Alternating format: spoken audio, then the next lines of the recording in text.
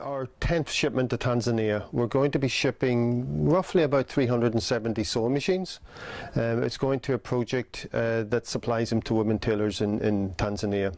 To prepare the shipment is quite a lot of work. It's quite detailed. We have 7 volunteers here. 3 work on the sewing section, and 3 of them have been checking sewing machines for the last 8 months. They then get double checked and then they get packed up and coded. We take a note of the serial number. It's quite in depth. There's quite a lot of work in terms of the preparation. When a container arrives, which will arrive in 2 to 3 weeks' time, we have less than 2 to 3 days to fill the container. So we have to be very well organised. We do not have a lot of space. If you can see around the workshop, there's no space whatsoever. So we've got to be patient, calm, and we then have to plan quite well. The shipment, as I say, is in 3 weeks. We're at number 260. We have to check about another 100 machines, and that should be done hopefully by the end of next week. First, if it's a simple straight stitch, if it's moving properly. And then if it's not moving properly, it means that something is wrong, there is an obstacle. So there is a problem, so we try to track down the problem and fix it.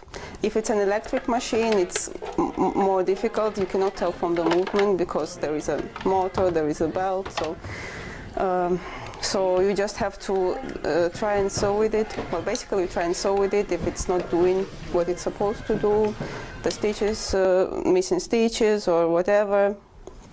So you're just trying to check what's wrong. The workshop we've moved into now it means it's our workshop. Before we were renting, and it was quite expensive. It was about near enough £9,000 a year. When we pay off the rent here, it's free. The problem is that the space is quite small. It's roughly the same size as the other space, but we did have corridors and toilets and other spaces which weren't included in our building rent. So here we've got everything. It's fantastic. It's ground floor. It's really good. But we could do with maybe another 30% more space. So it is very crammed, which means that when we have a shipment, as we will in a couple of weeks' time, there's no space to work. We have to then cram tools and sewing machines into aisles, and then we block off access for a lot of things that we need to get. So once the container goes out, it means we get a little bit more space to work for a short time. The organisation has a lot of international volunteers, which is fantastic, but it is quite vulnerable to getting those volunteers each year. And that has been the way we've operated for the last 15 years. With Brexit and what's happening in another couple of years, we're not sure what's going to happen. Trying to get more local involvement has always been a key aspect of our work. The difficulty is we haven't been able to get people who want to come in and do work for very little money or no money. So it's quite problematic getting people to help locally to run an organisation. We do have local supportive volunteers or people with disabilities who come in, which is a really nice aspect of the work. And we offer placements for people to come in and do useful work. So they come in and they help us. Some of them come in and they dismantle sewing machines for spare parts. Some fix up tools that will go into little kits for mechanics, for sewing machine mechanics, that we train in the project as well. And then other people come in and then they repair treadle bases, which are the bottom section for the sewing machine that they can operate without electric. And we have a guy he's been coming in for 6 years now, and he's been fixing up treadle bases for 6 years. He does about 30 or 40 per year. I've been around the project all my life because my parents were both volunteers, so I've known the project since I was very young, and it just seemed like a logical place to go. It was just a great project that I really love. And we always need help from local people in Belfast. Local people in Belfast are very, very generous. They do help us donating sewing machines and tools and raising money for us and volunteering. This shipment, well, our team of volunteers here are going to do the vast majority of the work. They will get the sewing machines ready and all the materials and so on. On the day of when the container arrives, we will then start to load the container, and that will take our volunteers plus hopefully others, maybe volunteers from our Downpatrick workshop, maybe from our Mourngrange Campbell Community Workshop, and possibly other volunteers as well.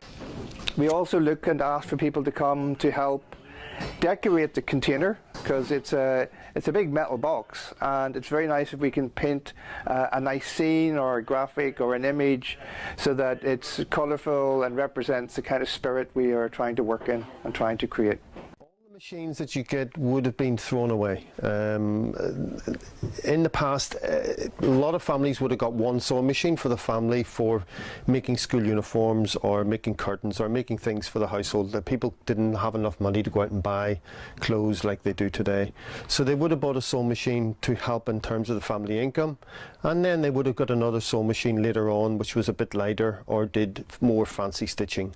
So a lot of the sewing machines people got in the past, it cost them about 5 years to pay off. It wasn't cheap.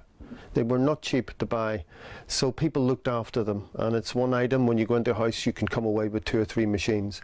All the machines that we get are donated primarily from around Belfast. We have had 50 machines come in from Scotland this week. They were collected in our van, and we also get some machines from the countryside and from down south in the south of Ireland. We also get some machines coming from the council recycling depots, and we get roughly in the region of about 60 a year coming through those. At the moment we have about 2,500 sewing machines in the workshop. It sounds a lot, and it is a lot, but you do need a lot of sewing machines to supply the project. You just can't supply any machine. You have to supply a range of machines that the project need, that the tailors need, and that they will generate the income to run their project. It's really about a self-funding project. We supply the machines, we have no money, and nobody gets paid in the organisation. Like, we have one part-time education officer. All the rest are volunteers or on a volunteer type allowance, and so therefore we don't have the money to supply the project. What we do is we supply the project with the means for them to run their own project. So they charge for the machine, but they provide free training in terms of trying to improve the skill base of the tailors themselves. And that means that they can generate more income. And after all, it's about income generation. The sewing machines need repairs, they need spare parts, they need oil, they need needles, and that requires them to generate an income for that. Partnership in Tanzania goes back to the very beginning of Tools of Solidarity. It was the first country that we had a partnership with, and in particular the area around Mwanza and around Lake Victoria is an area that we've been developing partnerships with since 2002. And we worked with an organisation there called SIDO, the Small Industries Development Organisation. And what we did was we sent out small boxes of sewing machines to tailors, and we did that for a number of years. But we realised that sending a box of sewing machines in and of itself is only doing partial help, only partial support for the tailors. They need more than just the machines, they need training and support. This we couldn't provide by just sending boxes of tools. So we had the idea of opening up a permanent workshop in Mwanza with our partners, SIDO. And this was brought about through a meeting with myself and John, who went to Tanzania in 2006 to meet with the regional manager, Damien Changa, and there we discussed how such a project could work.